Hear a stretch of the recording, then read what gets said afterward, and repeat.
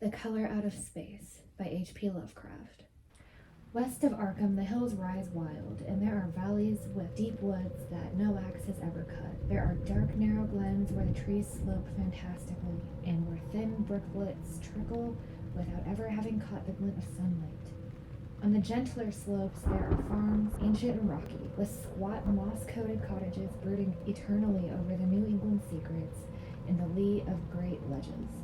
But these are all vacant now, the wide chimneys crumbling and the shingled sides bulging perilously beneath low gambrel roofs. The old folk have gone away, and foreigners do not like to live there. French Canadians have tried it, Italians have tried it, and the Poles have come and departed.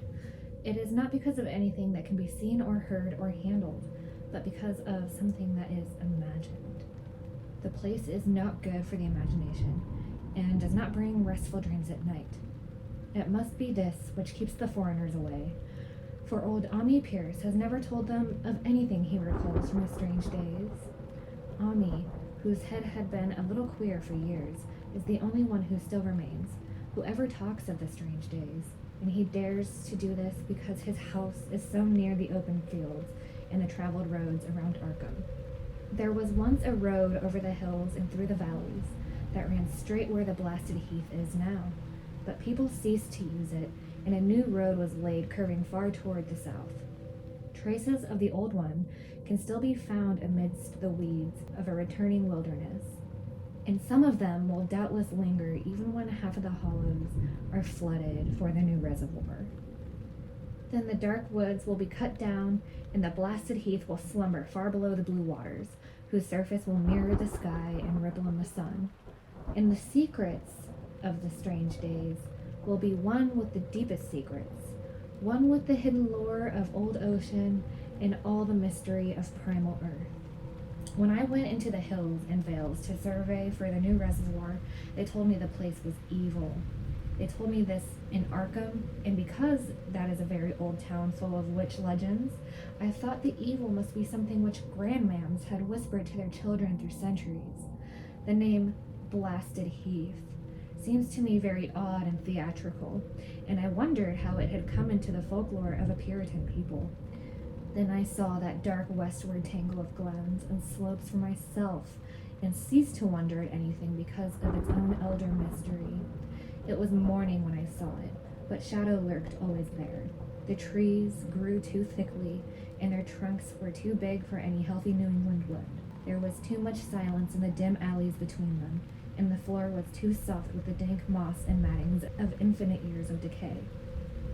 In the open spaces, mostly along the line of the odd road, there were little hillside farms, sometimes with all the buildings standing, sometimes with only one or two, and sometimes with only a lowly chimney or a fast-filling cellar.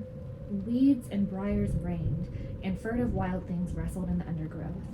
Upon everything was a haze of restlessness and oppression, a touch of the unreal and the grotesque, as if some vital element of perspective or chiaroscuro were awry.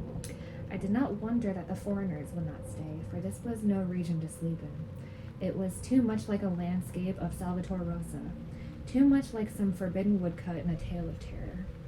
But even all this was not so bad as the blasted heath.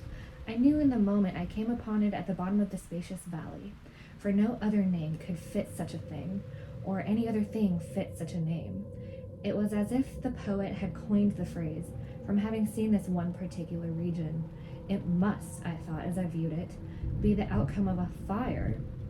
But why had nothing new ever grown over those 5 acres of gray desolation that sprawled to the open sky like a great spot eaten by acid in the woods and fields? It lay largely to the north of the ancient road line, but encroached a little on the other side. I felt an odd reluctance about approaching, and did so at last only because my business took me through and past it. There was no vegetation of any kind on that broad expanse, but only a fine gray dust or ash, which no wind seemed ever to blow out. The trees near it were sickly and stunted, and many dead trunks stood or lay rotting at the rim. As I walked hurriedly by, I saw the tumbled bricks and stones of an old chimney and cellar, on my right, and the yawning black maw of an abandoned well whose stagnant vapors played strange tricks with the hues of the sunlight. Even the long, dark woodland climb beyond seemed welcome in contrast, and I marveled no more at the frightened whispers of the Arkham people. There had been no house or ruin near. Even in the old days, the place must have been lonely and remote. And at twilight, dreading to repass the ominous spot, I walked back to the town by the curving road on the south. I vaguely wished some clouds would gather, for an odd timidity about the deep sky voids that had crept into my soul. In the evening, I asked old people in Arkham about the blasted heath, and what was meant by that phrase, strange days, which so many evasively muttered. I could not, however, get any good answers, except that all the mystery was much more recent than I had dreamed. It was not a matter of old legendary at all, but something within the lifetime of those who spoke. It happened in the 80s, and a family had disappeared or was killed. Speakers would not be exact, and because they all told me to pay no attention to Omni Pierce's crazy tales, I sought him out the next morning, having heard that he lived alone in the ancient tottering cottage where the trees first began to get very thick. It was fearsomely archaic, and had begun to exude a faint miasmal odor which clings about houses that have stood too long. Only with persistent knocking could I rouse the aged man, and when he shuffled timidly to the door I could tell he was not glad to see me. He was not so feeble as I had expected, but his eyes drooped in a curious way, and his unkempt clothing and white beard made him seem very worn and dismal. Not knowing just how he could be best launched on his tales, I feigned a matter of business, told him of my surveying, and asked vague questions about the district.